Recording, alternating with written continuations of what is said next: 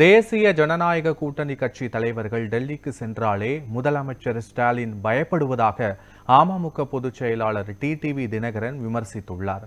சென்னை விமான நிலையத்தில் செய்தியாளர்களிடம் பேசிய அவர் பாஜக மேலிட தலைவர்களை சந்திப்பதற்காக டெல்லி செல்வதாக கூறினார். தமிழகத்திற்கு நிதியை பெறுவதற்காக அவர்கள் செல்லவில்லை என்று முதலமைச்சர் கூறியிருப்பதற்கு பதிலளித்த டிடிவி தினகரன், தேர்தல் அறிவித்த பின்னர் மாநிலத்துக்கான நிதியை பெற்றுத்தர முடியுமா என்று கேள்வி எழுப்பினார்.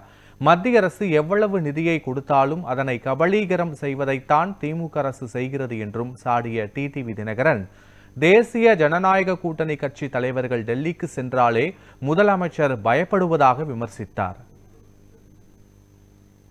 தொகுதி பங்கீடு சம்பந்தமா எந்தெந்த தொகுதியை நான் கேட்கிறேங்கிற லிஸ்ட் என்ன தவிர யாருக்கும் தெரியாது.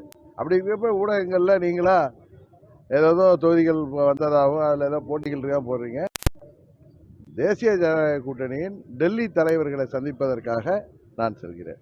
இன்றைக்கு நாங்கள் செல்வது முதலமைச்சர் சொல்வது போல தமிழ்நாட்டுக்கு நிதியை பெற்றுத்தர அவர்கள் செல்லவில்லை என்று சொன்னார். தேர்தல் அறிவிப்புக்கு பிறகு தமிழ்நாட்டுக்கு நிதி ஒதுக்க முடியுமா? அதை கூட முதல்வருக்கு தெரியாதா? பயம். இன்னொன்று, டெல்லி எவ்வளவு நிதி கொடுத்தாலும் அதையெல்லாம் நீங்கள் கபலீகரம் செய்வதால் தான் தமிழ்நாடு மக்கள் உங்களை மாற்றுவதற்காக துடித்துக் கொண்டிருக்கிறார்கள்.